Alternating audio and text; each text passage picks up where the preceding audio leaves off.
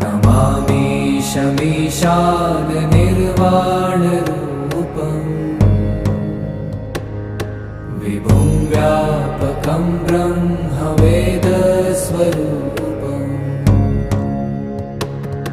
निजं निर्गुणं निर्विकल्पं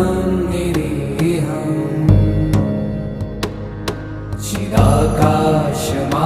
चिदाकाशमाकाशवासं भजेऽहम्